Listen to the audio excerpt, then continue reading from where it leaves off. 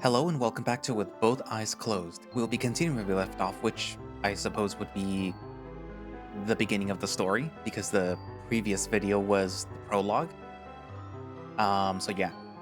In the prologue, we met Isa, Max the raccoon, Isa being the fox girl, and Cole the bear. And we kind of got that Isa, or I'm gonna call her Isa, like Isabel, and Cole used to be a thing. They are no longer a thing. They used to be a thing in high school. And now Cole is with Max, who I'm trying to remember is either referred to as he or they. I'm blanking. But they do have some little eccentricities, Max, where uh they may or may not be on the spectrum. Or maybe it's just a little raccoon thing, separating your food, eating everything separated, not liking certain things, having to wear noise canceling headphones, etc., etc. Um, so yeah, what else? But yeah, Isa and Cole used to be a thing, and they kind of have a strained relationship.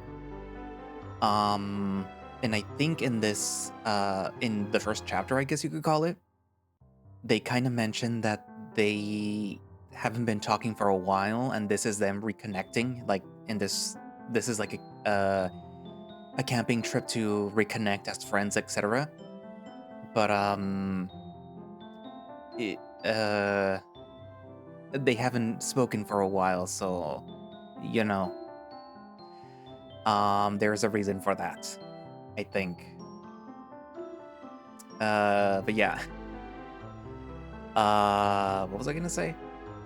So on the drive there to the camping site, you can see that there's almost like the spark that they kind of want to argue, but they don't, and that Issa kind of is the instigator, or at least the one that pushes it, while Cole is the one that, like, if you push me, I'm gonna push back.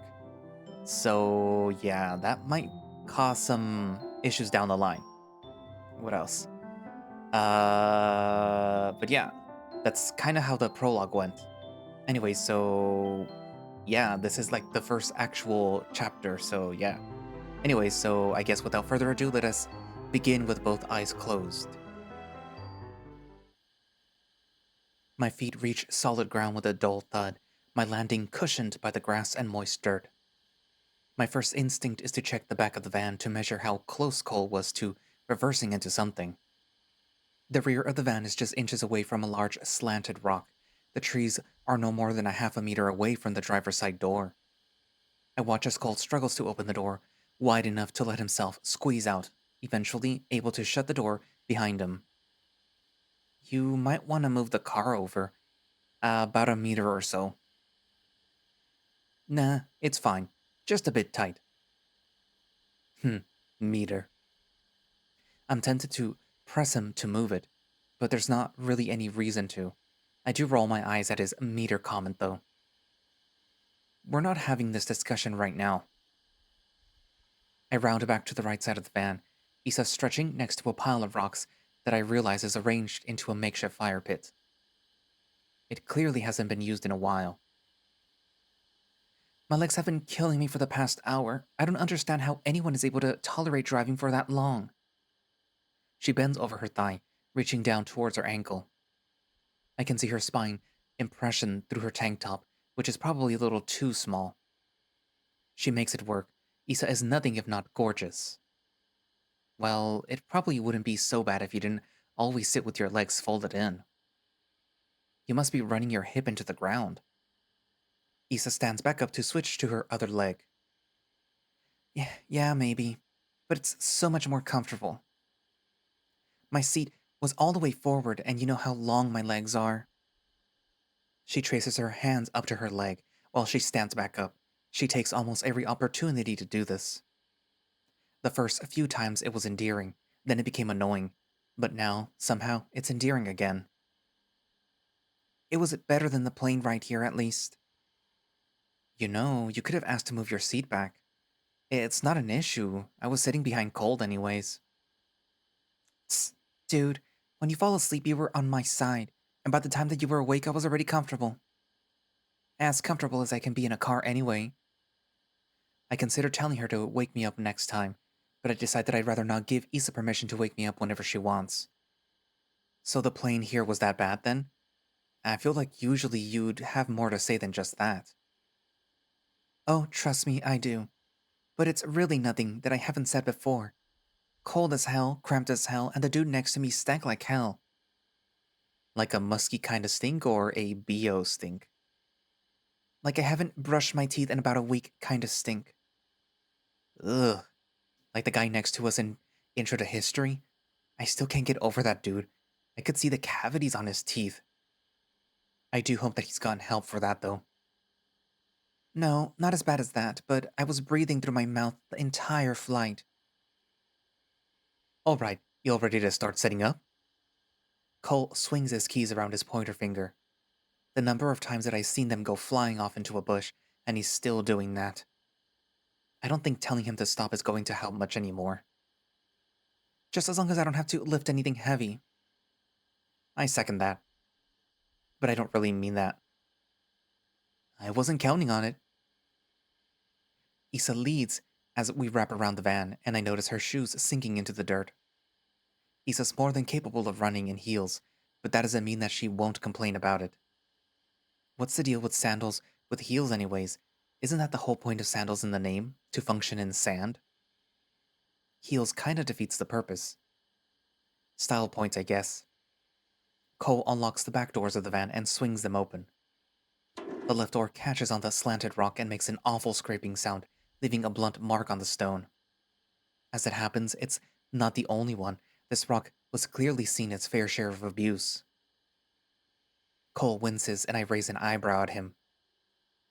You sure you don't want to move the van forward? He doesn't respond. Swing it open any harder. No. Swing it open any harder and we won't need a match to start a fire. Issa snickers next to me. He ignores me and moves to undo the tangled web of bundled cords holding down all of our backpacks, cardboard boxes, and camouflage green bins. I'm surprised nothing falls out with how cluttered the inside of the van is. Most of it here specifically for camping, but I can tell some of it's been back here for a very long time. There are marks on the floor mats from where things have been moved around to accommodate the extra luggage. At the very bottom lies a long, textured black box. It has what looks like heavy-duty buckles. Cole has the bungee cord undone by the time that I'm done trying to guess what's in the black box. I've decided that it's a toolbox. Most of this was my dad's camping stuff, so I'm not entirely sure what's all in here. Tent's the most important thing, so I'll get started on that if you two want to get the chair set up. Whatever we don't need right away, we can leave in the van. He hands me his folding chair and passes Issa a rolled-up tarp. I'm about to ask where to put them, but Issa is already walking, so naturally I just follow her. She flicks open the tarp in 3 broad flapping motions and lets it fall to the ground about a meter from the dilapidated fire pit. The clearing itself isn't all that big. The van takes up about a fourth of the space. The camp is encircled by pine trees except for a small break where we drove in. I can feel them dripping humidity down on us every time there is a breeze. Some of the branches are hanging precariously low over the fire pit, and probably won't be an issue unless we're particularly reckless. Okay, yeah, who am I kidding? You can put the chair next to that log over there. Issa nods to the fallen log lying perpendicular to the van. Oh, gotcha. I get a closer look at the log while I pull the chair out of the bag. It's definitely been used as a seat before, but in its current condition, it probably would crumble under my weight. It looks ancient. It's not a stretch to say that it's been through more than the rock behind the van. I can make out what looks like a name carved into it. It's either that or a crude profanity. While I unfold the chair, Issa brings the second one from Cole and pulls it out next to mine. Hey, does this look right to you? I show Issa the right leg off the chair. There is a cross-section for support that doesn't quite look attached. No.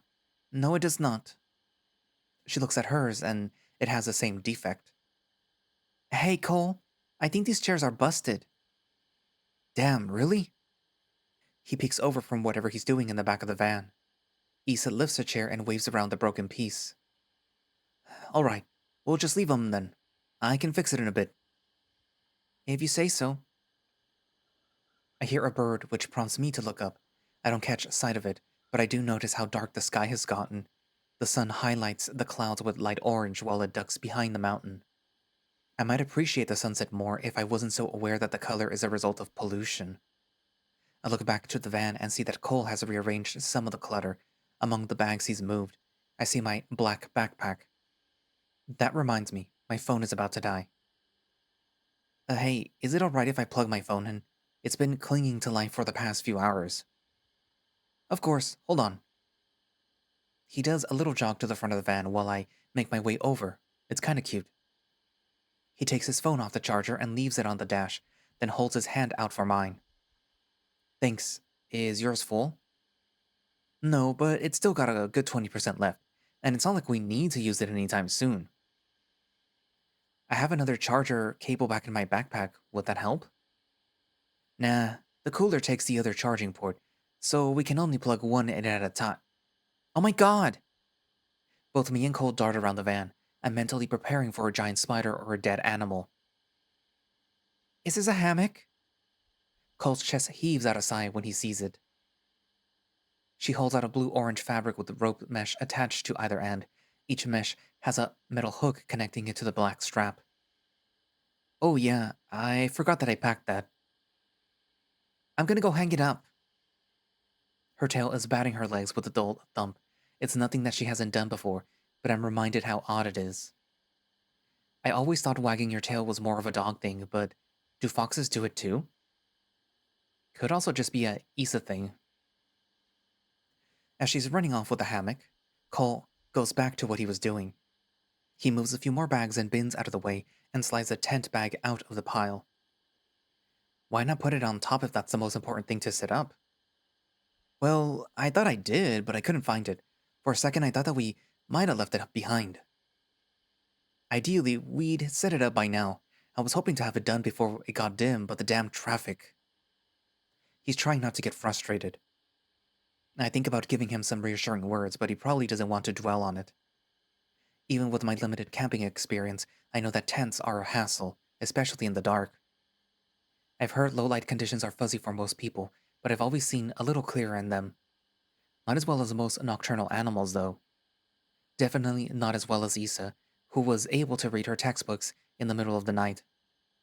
Apparently, it was a huge perk for her former roommate. Cole grabs the wrapped up tent and holds it over his shoulder. Is she gonna be okay over there? She's Issa. She'll manage. Can you grab the bag of tent poles and bring them over to the tarp? He gestures with his free hand to a similarly styled bag at the edge of the van's trunk. Yep, got it. I slide the bag of poles out of the van and follow Cole. Issa is tying the hammock up between two trees at the edge of the clearing. I can faintly hear her humming something. It sounded like she's completely missing the notes as usual. Her confidence is staggering, though. I've never heard someone karaoke quite as hard as her, whilst still being so bad at it. It's sort of inspiring after she stopped. Cole slides the tent out of its bag and unfolds it over the tarp. I lay the poles out on the ground next to him. We both hear a thud in Issa's direction and look over. The hammock has fallen to the ground on one side, taking Issa with it. She falls on the fabric instead of the ground, so at least she's not wet. Whoa, are you okay? What just happened? Yeah. The hammock just totally fell under me. I really hope that I didn't get a concussion. I see her wince as she rubs the back of her head. I rub my own head, still sore from earlier. I was right about that dang headache. Hey, now we match. She looks at me disapprovingly. I thought that it was only fair. She bends down and picks up a metal hook from the ground. It's bent into a W shape. Feels more like an L, to be honest. A little drum set goes off in my hand. Damn, sorry. I forgot that happened last time that I went camping. It's alright. I should have known that you were the last one to use it. Issa's chest falls as she sighs. She cocks her head slightly to the left, raising her right ear to the woods. I think I hear running water. Cole and I exchange glances. I try to listen for the wet pattering of the river, but I can't hear anything over the rustling branches and chirping bugs. The river isn't too far from here. Do you want to go take a look? Fuck yeah! Why didn't you say sooner? Let me go grab my camera. You can take your leftovers, Max. I know that you didn't finish eating earlier. Alright. You'll be okay setting up the tent by yourself? I'll be fine. I've set up more tents than there are miles in a kilometer. He winks at me. I open my mouth to correct him, but Issa's already on the move. Never a moment of rest with her.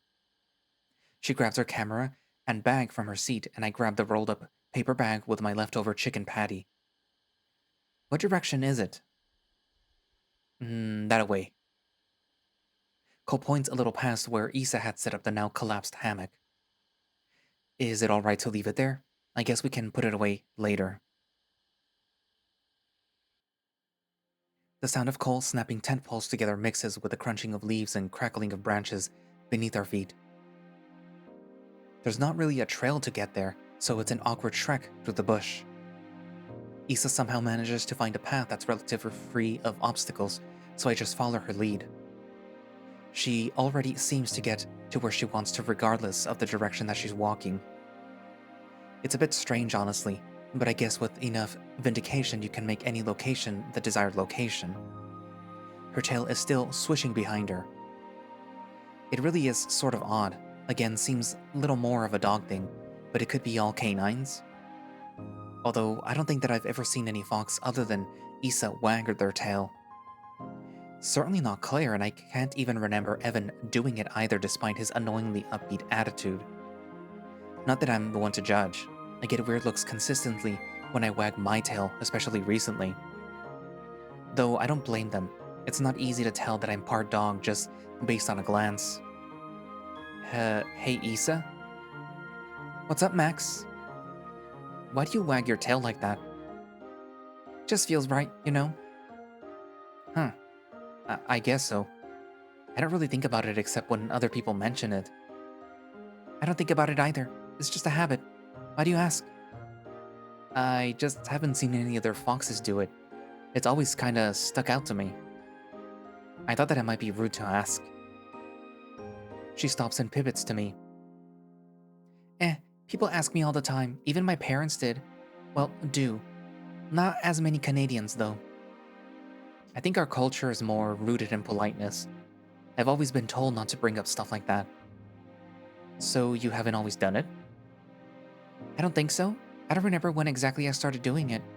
But I think I remember some of my friends did it and I thought that it was cute. Issa does have a lot of friends who are other canines, especially dogs. That's another thing that I haven't really thought about. But now that attention is being brought to it... Did Stella wag her tail a lot when you were younger? Her demeanor changes instantly. I only met Stella one time, and she never wagged her tail even once. It was so prominent that it was off-putting. If I were her, I'd be worried about straining something. Yeah, she did. Something's bothering her, and I'd like to know what, but I feel it would be rude to inquire any further, at least for right now. Our ears perk in unison at the sound of running water. It's louder now that we're closer and we've stopped making so much noise. Issa's mouth curls into a wicked grin. Issa, don't you dare. You're asthmatic, and I know that you don't have your inhaler. And she's off. God fucking damn it.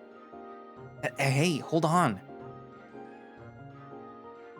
I'm unable to keep up with the fox as she bounds down the pathway. My sloppy jog is far slower than her, but the orange blur never leaves my sight. I think she's actually holding herself back. I've seen Issa run far faster than this in the past, though usually not when she's making me chase her. Come on, you can go faster than that. I've seen it. She bounces around to face me, her face covered in a giant smile. God, the way that she runs seems effortless. Even when she's twisted around to face me, she's able to glide right along the path ahead of me. I'm rusty. She's like a freaking bouncy ball. How the hell is she able to move like that? It's like she already knows where every root is and uses them as steps to bounce off of. The growing sound of rushing water begins to flood my ears. Isa must notice it as well and takes off into the brush. I'm a bit worried that she's going to jump right off a root into the river. Who knows how much of a buffer there is between the trees and the water. When I finally emerge from the tree line, Isa's ankles are already submerged in rushing water. Her shoes are perched on a rock next to the riverbank, a few steps from the tree line. I'm panting pretty heavily, but Isa is totally unfazed. Next time, you do that. I'm not following you. The rush of blood to my head from running causes my headache to swell. I really should have taken some ibuprofen when I had the chance. The river is wider than I expected, but very shallow. There is about 2 meters of riverbank leading up to the water. The river has a slight curve to it, extending far out of view. Its surface reflects the faint orangey turquoise of the evening sky. It's even prettier than before. And it can't escape me this time. Isa holds her camera up to her right eye and begins panning around, her feet firmly anchored against the flow of the water. I try to force my breathing to steady in an attempt to hide my fatigue. I want to keel over, but Isa would probably enjoy seeing that, and I don't want to give her the satisfaction. After my breathing steadies a little, I walk down and sit next to her, shoes on the rock. I grab my chicken patty out of my bag and take a big bite. I've made a habit of washing my food when other people are around, but there's no reason to it if it's just Isa here. I only started because of the reactions other people gave me when I didn't. Although my classmates never failed to comment on how much of a neat freak I was. Damned if I do, damned if I don't, I guess. Isa's never mentioned it though.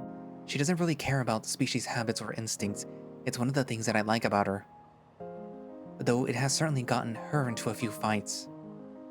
Cole worries that not being able to wash my food bothers me, even though I tell him that it's fine every single time it comes up. It's just better to wash it than to make Cole feel like he has to dote on me just because my food isn't damp. But just think about all the shit that's in the water. Like literal fish shit. I turn my gaze towards Isa. She hasn't taken a photo yet. Can't find an angle you like?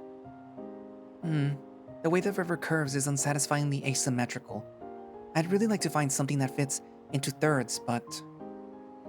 She slowly pans around, eventually facing me with the camera. I'm holding the patty next to my mouth, trying to chew with my mouth closed. I see her crack a smile shortly before snapping a picture. The camera dispenses a shiny black square framed in white, just like in the car. She takes it out and gives it a few waves before tucking it into her bag.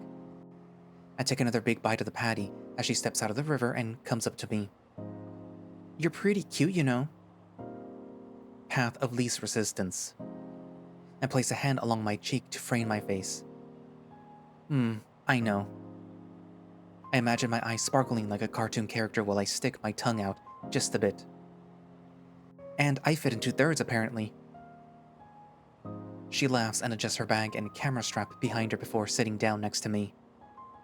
Doesn't letting the picture go out in the sun ruin it? I thought you had to keep them in the dark to process them or something. Nah, those are older Polaroid cameras. The new ones will show up just fine regardless of the light that they're in. It's really convenient, actually. My photography professor makes us use classic Polaroid cameras, and getting the photos to show up can be such a pain. She holds out her fist towards me. I look at her funny for a second and reluctantly position my free paw under it. She releases her fist to drop 2 small pills into my palm. Tylenol for the headache, as payment for the picture. I sigh in relief. I don't know how she knew, but she did. Thanks, Isa. No problem. So, how's school been for you? God, I haven't even been thinking about that.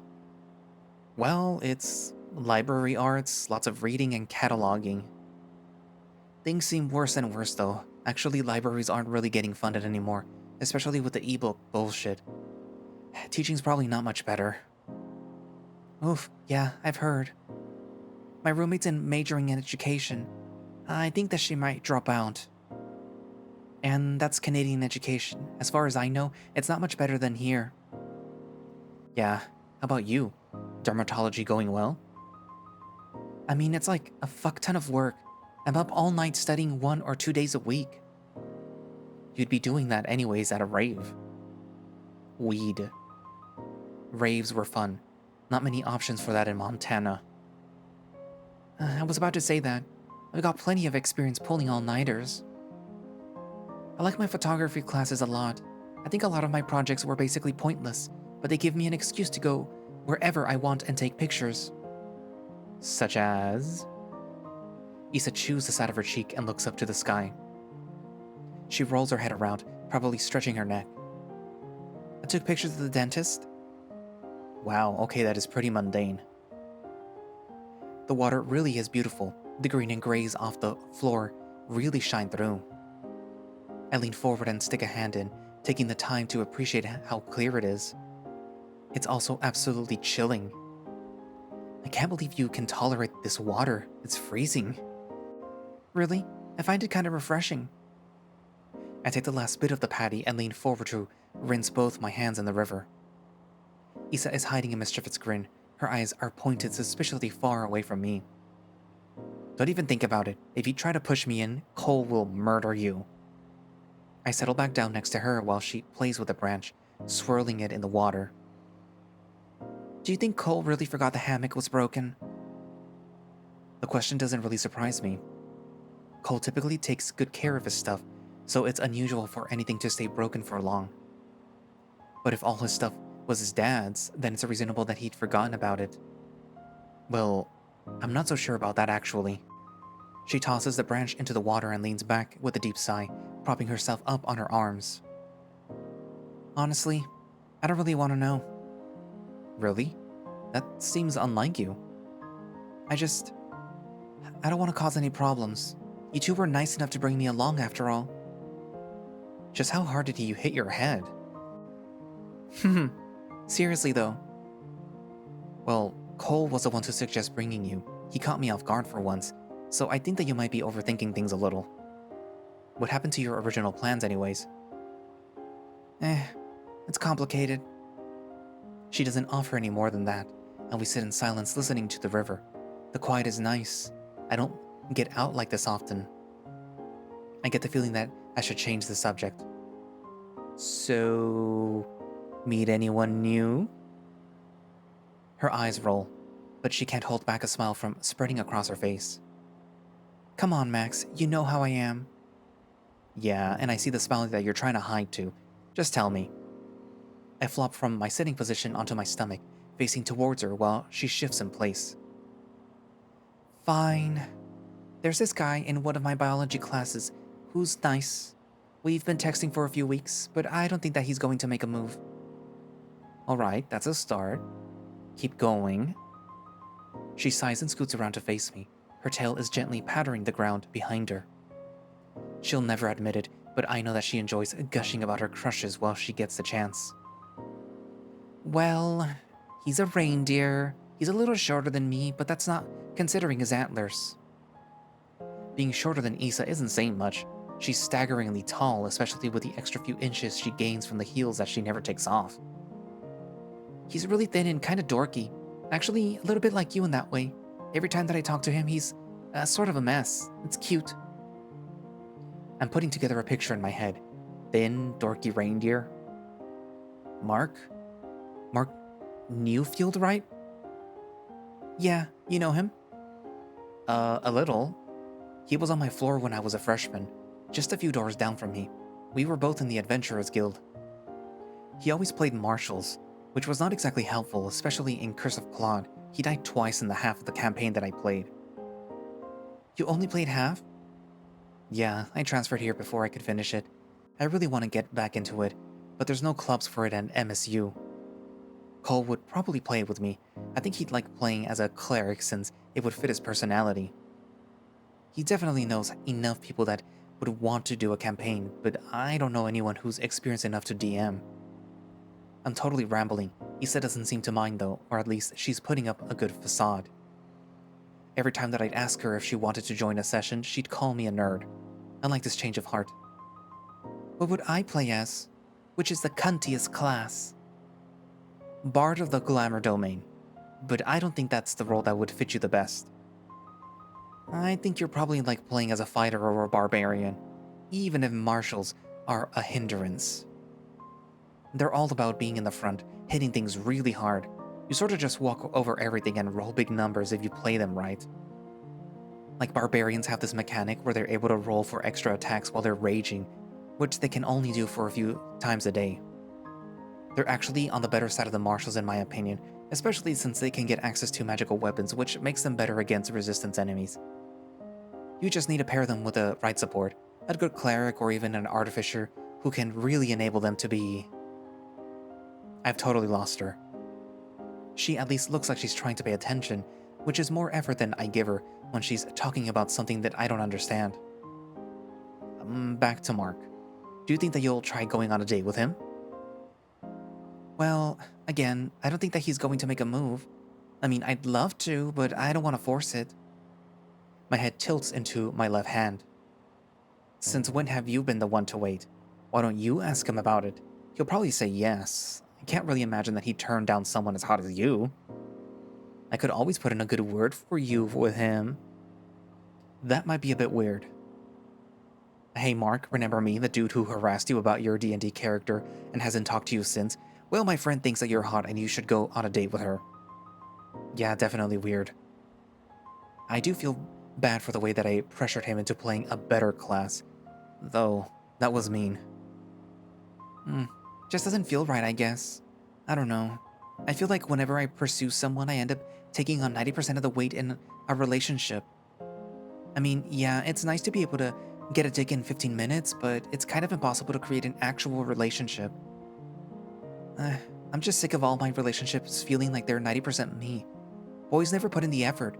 If someone makes the first move, it at least tells me that they're motivated. You made the first move on Cole, and that lasted a few months, didn't it? Issa's paw reaches up to her neck while her claws start combing through her fur, almost like she's trying to pick something out of it. That was more casual, though. Not really a serious relationship. Hasn't Cole told you that? He has, though he didn't really need to. I can't imagine Issa would randomly set me up with an ex that she had a serious connection with. Yeah, I know. Not exactly just a random hookup either, though. Issa hunches, her head now resting on her hand, while she looks further down the river. The silence is back, but this time I don't want to break it. It's no longer as pleasant as it is tense. It's getting dark pretty fast. We should head back. All right. After brushing ourselves off, Issa puts her shoes back on. I grab my empty paper bag and we head back the way we came.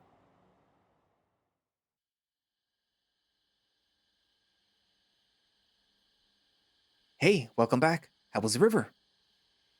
Cole finished with the tent and has the cooler out now. He's hooking up to the car with an extension cable. Very cold. Issa found it refreshing, though. She jumped right in. The thought of dipping my feet in that freezing water sends a shiver from my toes up to my spine. Haha, glad to hear it. You can throw your paper bag in the plastic garbage bag in the car. All right. Issa presses the broken chair with a glint of longing in her eye before settling to rest her back against the side of the van. Her seemingly endless energy never ceases to amaze me, but I'm guessing that she's a little more tired than she's letting on.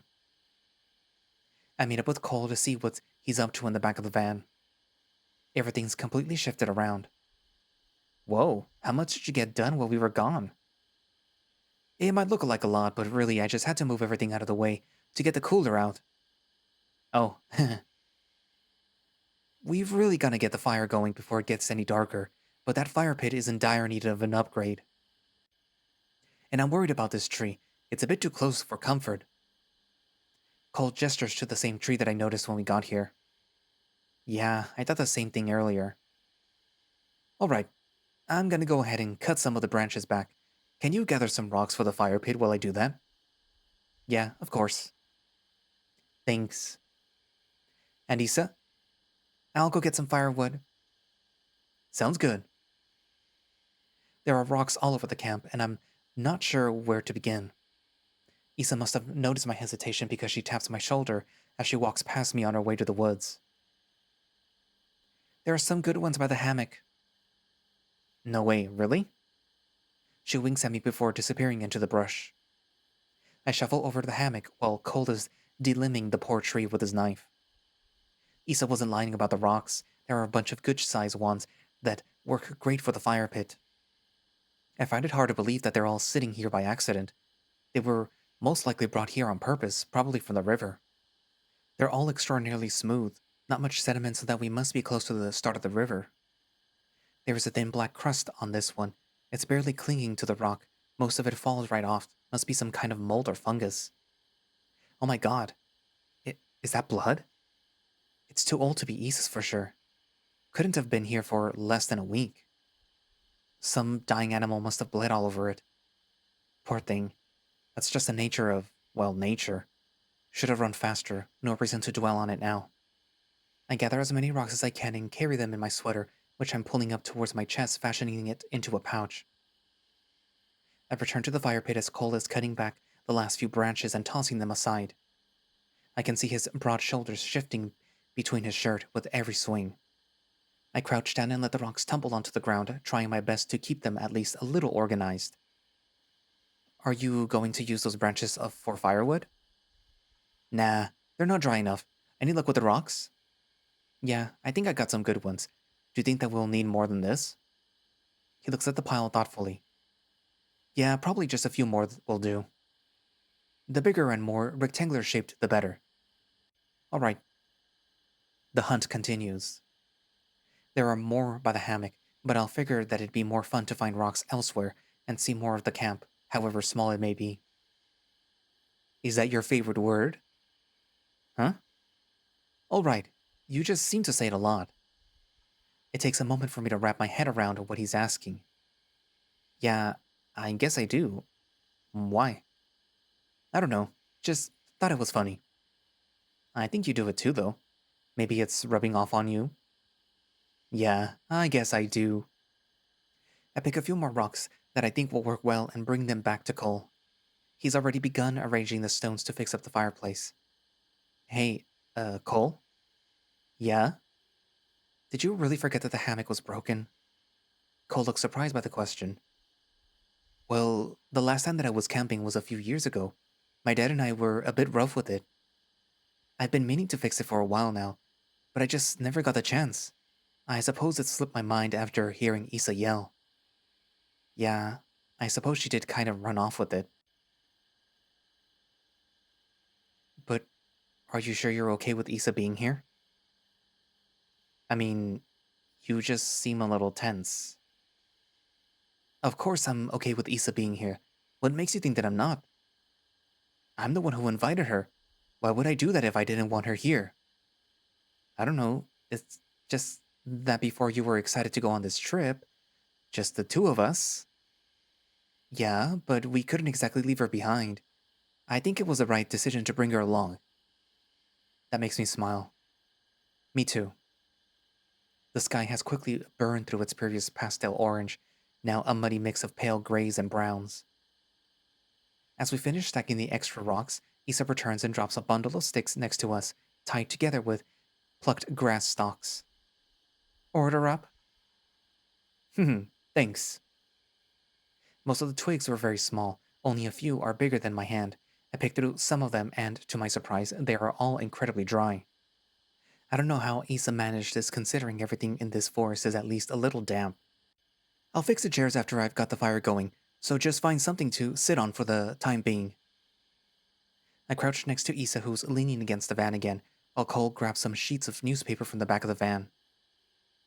Cole crumples the newspaper and places the balled up sheets in the center of the new fire pit. He balances some large branches around them and picks out a few of Isa's sticks. I sit down and regret it immediately. The wetness of the ground seeps into my pants in just a few seconds. I can't believe that it slipped my mind.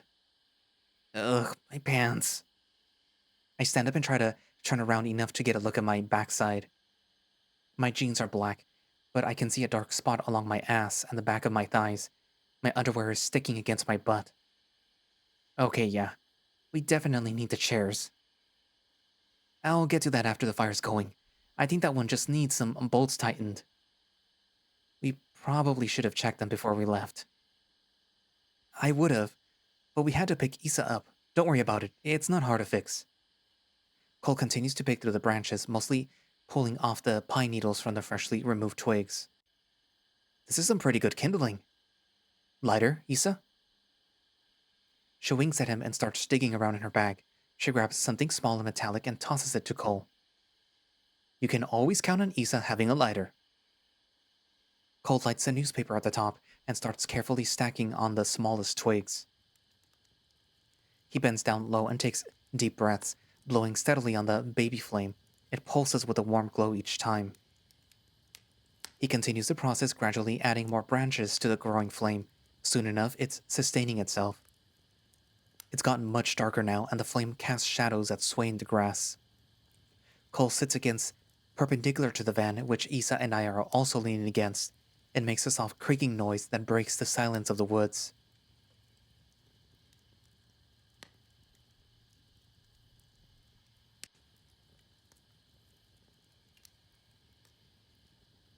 Achoo! Gesundheit. Are you cold? I have a sweater if you want it. Might be kinda big on you. No, I'm fine. Probably just allergies. Alright, I wouldn't imagine that you want it either, Issa. I'd ask if I needed something. Although the fire is really nice. Good work on that. With a proud grin on his face, Cole gets up and adds a few more branches to the fire. Thank you. We might need a bit more wood depending on how long you want to keep it burning. If it comes down to it, we can just toss the hammock out on its fuel. Cole raises an eyebrow and I hold in a snort. You want revenge on the hammock? Obviously. It was an assassination attempt, probably for all the other hammocks my claws have put holes in. Not a terrible idea, but I should have some spare clips buried somewhere in the van. I can look for them tomorrow. I'm gonna grab my phone from the charger really quick. Alright, I'll get those chairs fixed then. Open the passenger side of the van and grab my now fully charged phone. Cole's is still on the dash, now dead. Could you plug in mine for me? It's just about empty. Oh, well, I was gonna plug in his since he's been waiting for a bit. Cole won't mind. Not like he really uses it for anything. Just plug mine in. She's not wrong. I push the port into Issa's phone, which I slide next to Cole's on the dashboard. Cole is fumbling with the screws on the legs of the chair, trying to fix the joint. I can just see him through a gap in the now considerably thinner menagerie of boxes. Hey, I can see you. He turns to his right, then left. He leans even more to the right, trying to peek further around the van. Up here. I push my head just a bit further through the boxes. Cole's looking right at me now, but he still has a bit of that confused expression from when he was looking around. Oh, I was wondering where you were. You should stop trying to fix a chair. His shoulders slump and his smile drops.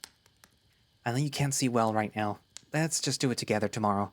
It's not like we're gonna be out for too much longer. But you're gonna get wet if you're... I'm already wet. I already sat down. Come on, let's just do it later. Whatever drive I had earlier to fix the chair is gone. This is going to take too long and I really don't have the patience to wait. You sure? I'm pretty sure that I've just about got this together. And I'm pretty sure that he's lying. I do really appreciate the effort, but right now, I just want to stop and talk. Do campfire stuff, you know? Alright. I can be happy with that. I'll do this tomorrow morning. Issa's already set herself up on the log in front of the campfire. She's roasting a hot dog. Must have found her way into the cooler. I grab a skewer and a hot dog and sit down next to her. Honestly, it's a bit surprising that this log is holding up. It crackles under me and breaks on the inside, but it stays in one piece. Beats the ground. How long are we meant to cook these for? Until the outside is black and crunchy. Hers is already well on its way there. A thin shell of burnt meat has formed around the outside of the hot dog, which glimmers in the fire. I hold mine over the fire for about a minute. The outside is still taut and hasn't started burning, but I'd estimate the inside is nice and warm. After leaving the chairs in the back of the van, Cole grabs himself a skewer and 3 hot dogs. He lines all 3 up on the spike. He crouches down across from me and Issa. hold on. Actually, could you hold this for me? He walks to Isa and holds out the handle of the skewer. She takes it without responding, her mouth full. Just hold it over the fire for a second. He trails off to the van, digging around the back, then into the cooler. He has a plate and a bottle of water. Isa gives me a look. I just shrug at her. Sorry, I should have told you where this was. It slipped my mind. He hands it to me, and I lay it on my lap.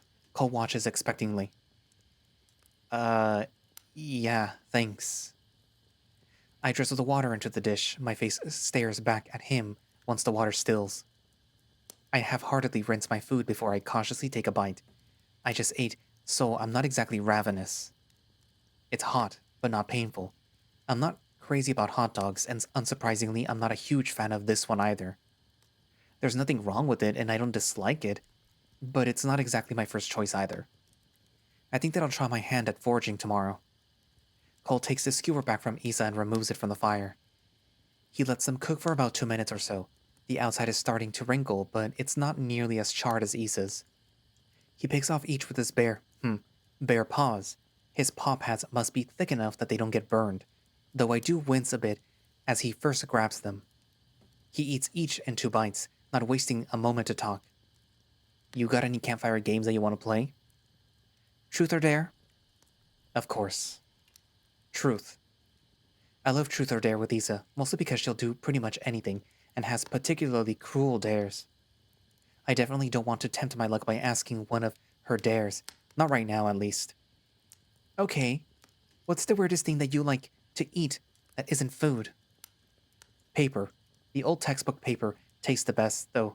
It's like kinda salty. Ew. Dude, no, that's gross. There's some sort of sick pride in that habit. I should be embarrassed, but I actually feel kind of proud, especially since I'm grossing out Cole. And that takes quite a lot of effort. I've seen him pull out clumps of wet shower fur with his bare paws. Okay, Cole. Truth or dare? Let's do a dare. Eat one of the hot dogs raw. I nod towards the back of the hot dogs laying on the van's hood. Isa staring right at me, her eyes wide. Cole also looks shocked. I don't think either of them expected something quite so volatile. You sure you want me to do that? Yep. You have to do it, and that's how the game works. Cole hesitates. His demeanor shifts suddenly, as if he's gotten a rush of confidence. He slides one of the cold hot dogs out of the packaging. A film of slime tethers itself between the plastic and the meat. Maybe I shouldn't have asked him to eat that. Cole raises the hot dog above his head, dangling it.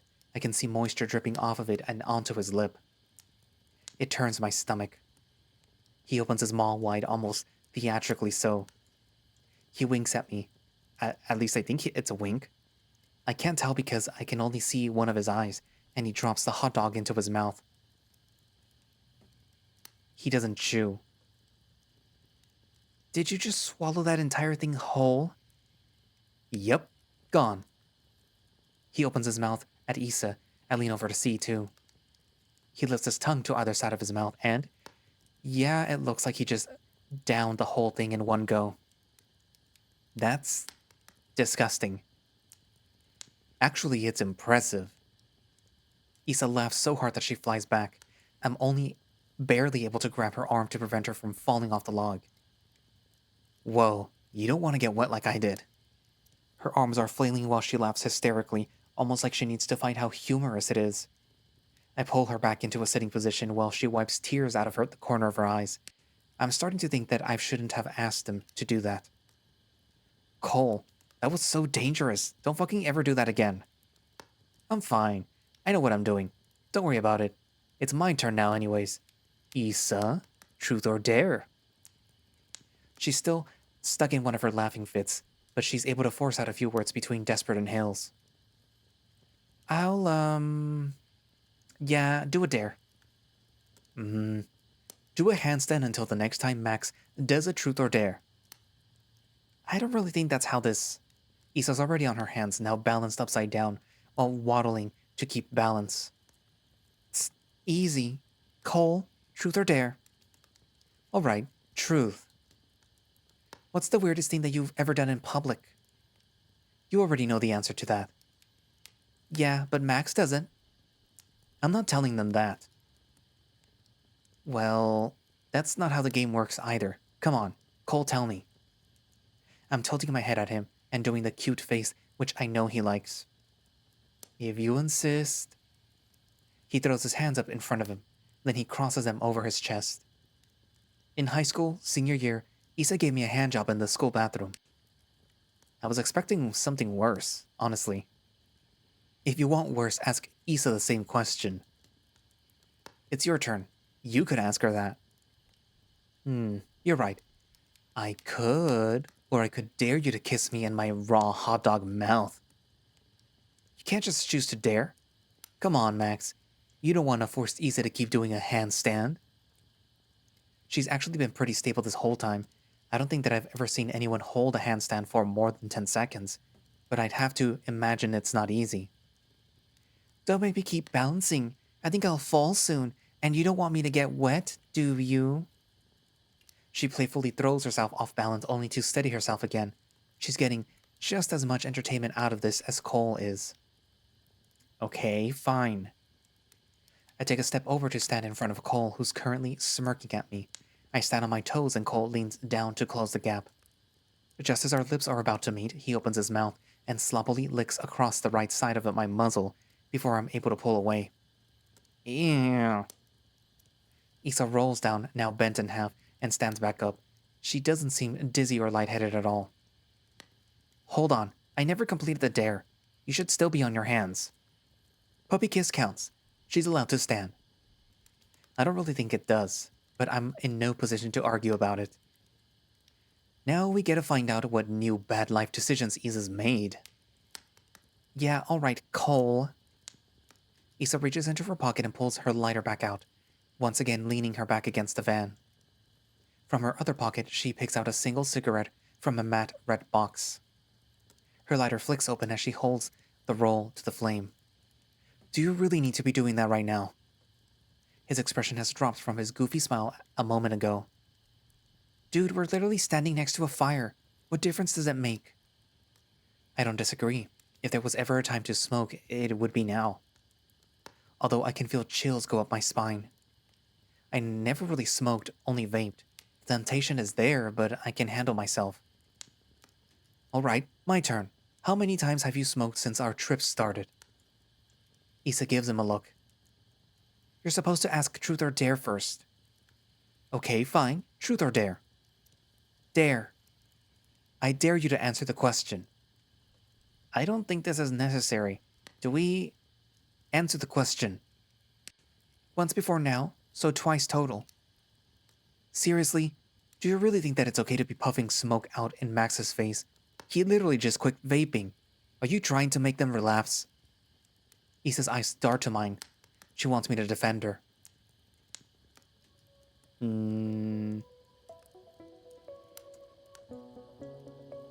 Not being an addict or somebody that has ever had to quit anything, I can't really speak for how things like this work. So, I mean, I can only speak with how things are going right now, because again, these two, meaning Issa and Cole, are exes, and they clearly like to butt heads. Well, maybe not like, they just butt heads. Cole seems like the overprotective type, and Issa seems more like the I'll apologize for it later if I hurt you, type of person.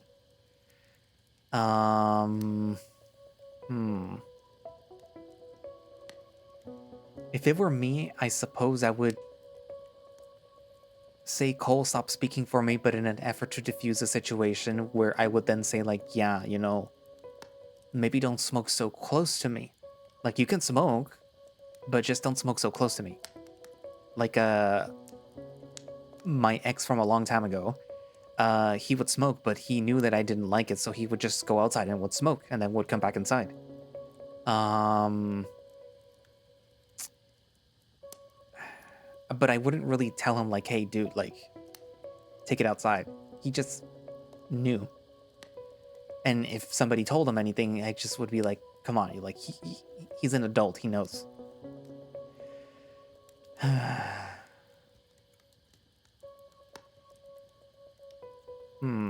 This kind of feels more like if you knew that she was doing it on purpose, you would pick this.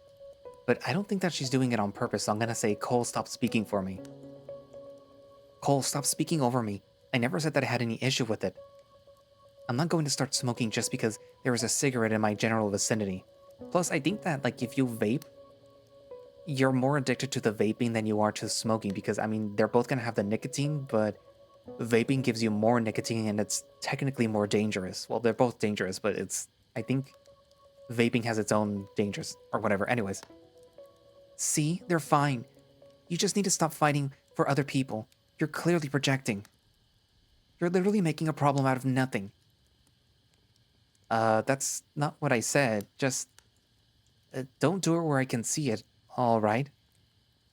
I don't care if you're smoking, but I do appreciate if you're discreet about it. This is more on Cole's behalf than mine. He won't admit it, but he takes more issue with Issa smoking than I do. Frankly, I don't really care if I can see it or not, but he does. It seems like a good time to cool off. Sorry, I think it's time to go to sleep. It's a complete lie. I'm feeling more awake right now than I had the entire day. It's likely due in part to the adrenaline from our bickering. I expected this a little bit, but so far it seems to be a bit much. Yeah, it's late. We should probably put the fire out and head to bed. Fine. Issa throws a half-finished cigarette to the ground and presses it under her shoe. When she steps away, all that is left is scattered tobacco and crumpled paper. You'd better pick that up. Issa's already in the van, slamming the door hard enough that the car undulates back and forth for a few seconds. Cole picks up the discarded rubbish and sloppily tosses it into the fire. He doesn't seem to want to talk right now, so I try to change the topic. So now, how do we put out the fire? He's hunched over facing the back of the doors of the van. We have some kind of dust extinguishing powder, but I don't think that he wants to open the van right now. Just go to the tent. You're tired. I mean, I can still help you out with this though. It'd be faster if we worked together. I can handle it. He's still not looking at me. He's so much colder than I'm used to. Not that I haven't seen Cole get into one of his moods before. I don't want to defend him, but that was a really shitty way to handle that situation, but Issa should have known better. You'll be there in a second, right? He turns his head towards me. Of course I will. It's enough to persuade me. I head over to the tent. A lot of our camping gear is old and shitty, but the tent is the exact opposite. It's brand new. New enough that there is still even a tag on the interior advertising all of its perks. Heat sealing technology keeps you warm even in the coldest weather. Anti-puncture fabric creates easy-to-fix holes. A waterproof hood even allows for comfortable camping in the worst conditions. The tent even seems to have some kind of sound reduction. From the inside, everything sounds muffled. I can barely make out the sound of Cole tossing dirt onto the fire, but I can see his shadows clearly. The tent is large enough for me to be able to lay flat from head to toe, which means Cole will have to bend to fit. He could lay on a diagonal. I hope that won't be uncomfortable. About 3/4 of the flooring is taken up by an extra wide sleeping bag, also a new purchase. I take off my sweater, carelessly messing my cheek fur, which now sticks upwards towards my ears. I remove my pants necks, which are still uncomfortably wet. I can't believe that I've been tolerating that for the past hour. Normally that would completely ruin my day. Luckily I already have Issa and Cole's shitty attitudes to do that for me. That's mean. I take that back. I hope that they just need time to get used to being around each other again. Issa told me that they banter a lot, but I get the sense that limits are being tested on both sides. Things that may have been okay before might not be acceptable to tease about anymore. I take off my underwear, which is also wet. The relief hits me in waves. It's like peeling off a layer of dead skin, or the plastic film that covers a new phone. Absolutely euphoric. It's a bit odd to be naked other than a shirt, so I pull that off, too. My paws reach up to my cheek fur. It's messier than I'd like it to be. It really shouldn't matter, but regardless, I gently push it back into place. I slide into the sleeping bag, the silky nylon fabric still cool against my fur. It shouldn't take long to warm up. I'll be even warmer once I have the living radiator in here with me. The orange glow against the wall before me dims in waves. The sound of dirt pittering against logs as it extinguishes the fire is barely audible. In about half a minute, it's gone entirely, but I can still hear the occasional pop of charcoal. Cole's muffled footsteps approach the tent. The sound of chirping crickets creeps in through the unzipped door. He cautiously steps into the tent, feeling for the sleeping bag with his foot. When he's able to find his ground, he turns around and zips the door up. I hope that you didn't let any mosquitoes in. I can make out a silhouette, but the finer details aren't as visible.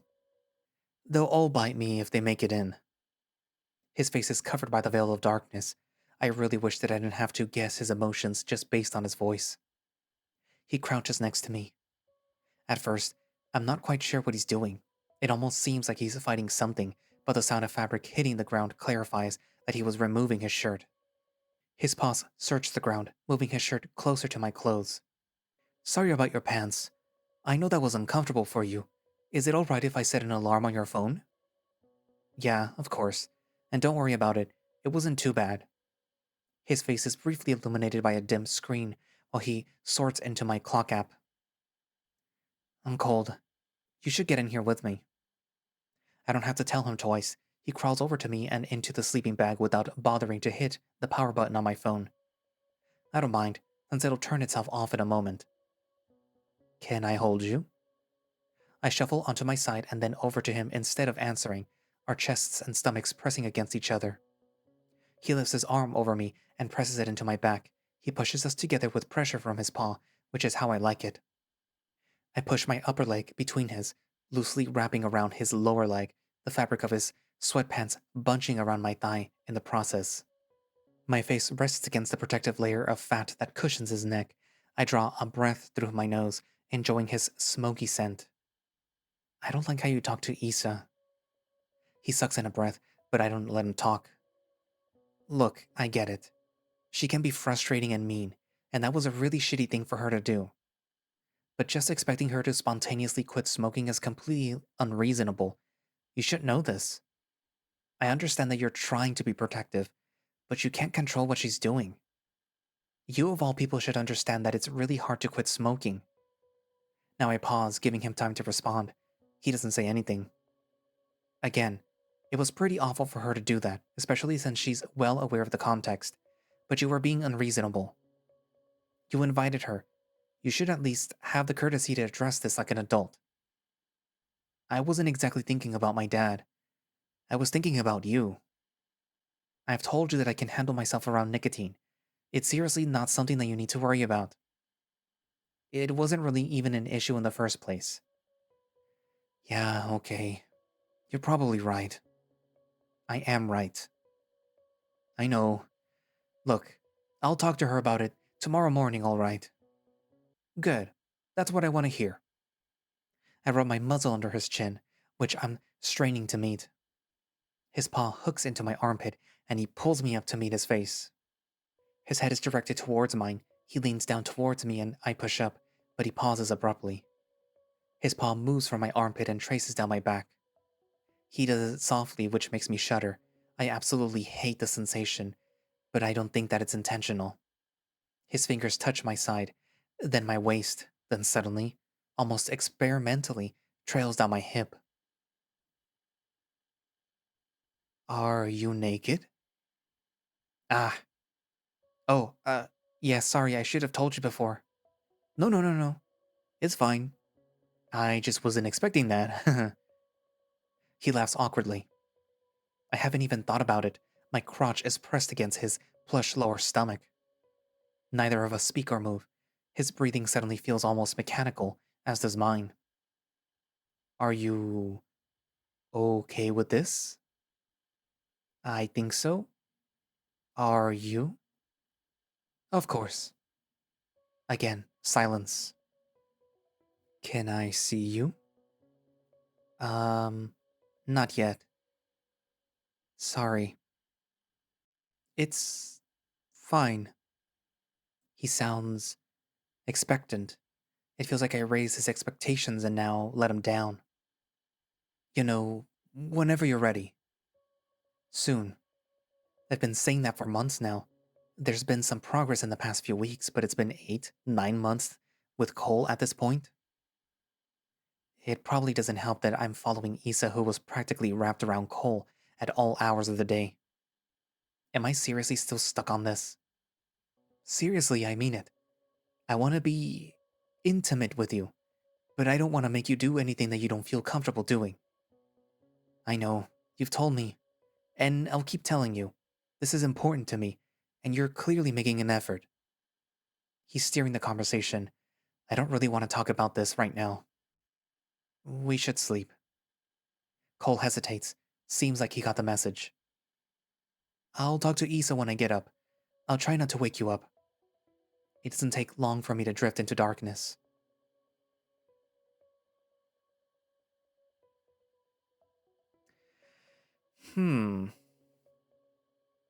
So I take it that there is complex relationship stuff going on with all three people. I take it that the invitation for Issa to come along wasn't exactly like thought out, I guess. My guess is that further down the line, it's going to be a sort of a thing of like, oh, why did you bring her along actually? Or why did I, where like Max is asking Cole, why did you bring her along actually? Or Cole is like, well, why the hell did I make her tag along? Or Issa's like, there has to be some motive that wasn't just like, oh, I have to ask her. Because you don't have to do anything. I take it that Max has little boundaries, little things that are like the whole washing your food, that's a raccoon thing, because raccoons do actually wash their food. They like to be clean. My guess is that Cole, in an effort to be supportive of his boyfriend, like to make him feel comfortable around him, he does a whole like, here is a plate of water for you to wash your food. And Max is like, okay, thank you. You don't have to keep doing that. So yeah, there's like these weird little things that are going on between the three of them. I take it that Issa, while happy that she was, invited, probably feels a little, kind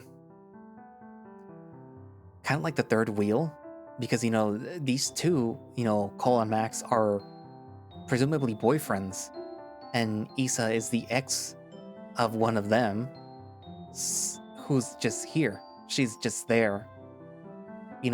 She's there to tag along.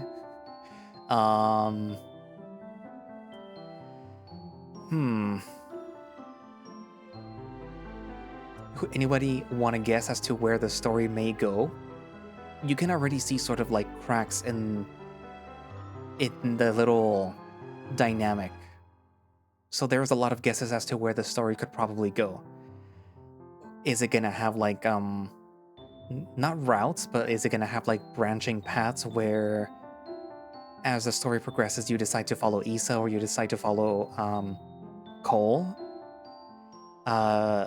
Is that gonna be a thing? Because like right now, the choice of like saying like, oh, Issa's fine, you don't have to stand up for me, Cole, let me talk, let me say whether or not things are okay or bad. Or allowing Cole to basically talk over you and say like, hey girl, well not girl, hey Issa, like dude, you're not taking him into consideration. Like I know that it's coming from a place of good where he's wanting to stand up for his raccoon, but he's overdoing it. So yeah, there's already friction. And I kind of feel like they're all pretending like there isn't. but they are very much aware that there is. The protagonist reminds me a lot of, well, not the, actually, the three of them kind of remind me a little bit, just a little bit, in certain ways of Artie, Cameron, and Devin. Not just because, you know, there's a bear here, but because if you notice in the story, what they go into it sort of being like, oh yeah, you know, we're gonna have fun and whatever, then bad stuff happens. And there you can see like there's a strain in the relationship and there's things happening, and I kind of feel like this might be similar, not in a bad way, just like that we're gonna see the strain causing something to happen, because this story is tagged under psychological horror. So stuff is gonna happen. Not only that, but there is a secret that was included with the update, but the secret isn't something that you can normally find. And if I am smart enough, if I remember, and if I care, there is a certain scene that I need to check, and if it's what I think it is, then I'll show it to you right now. Is it here? If it's not, then oh well. But I do know what that secret is. It's something that's hidden within a transition. So yeah. I'm not gonna tell you guys what it is unless I actually find it within my playthrough. If I don't find it, then oh well. You guys would just have to look for it or ask what it is from someone else. But I know what it is already.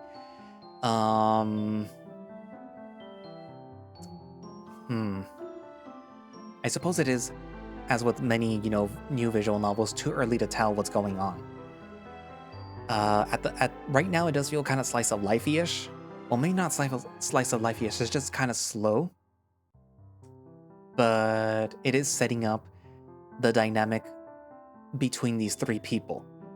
And like I said, you can already see that there's friction, even between Max and Cole. There's friction there.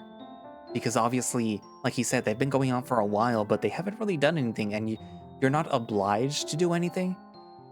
You can, you know, take your time. You can be in a relationship but not be ready for that step.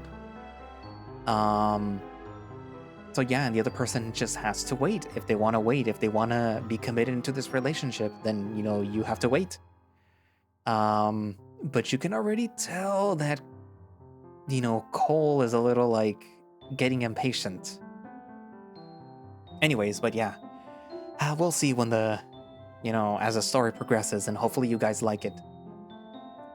I like it because of the character dynamic so far. Anyway, so, you know, write down in the comments what you think, and thank you all for watching / listening. If you would like to play it with both eyes closed, you can do so by going down into the link in the description. And they have a Twitter thing. So I'm going to link that down in the description, which should have a direct link to the itch.io page where you can download it and play it. Or, you know, you can follow them on Twitter if you do have that. They also have the Patreon, so you can support the project through there, and presumably get early access to builds with both eyes closed or whatever. And they do have a Discord if you want to follow them through there. And I completely forgot that I was supposed to do this earlier, but channel members. These are the channel members who have been supporting me since... when did I open channel members? Was it October? Or November? I think it was November. I don't know when I opened them. I think it was at the end of October. So yeah, these are the channel members. And yay, thank you for supporting me. Woo, you're all the best. You guys are seeing these videos.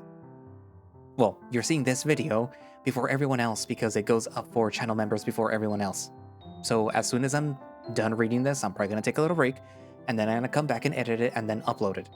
So yeah, woo, you guys get to see this before everyone else. You guys are special. But yeah, so also I have a coffee in case you want to donate through there. You don't have to, but it is appreciated, especially the holidays. But yeah, so I guess that's it for now, and I will see you guys in the next video. Bye bye.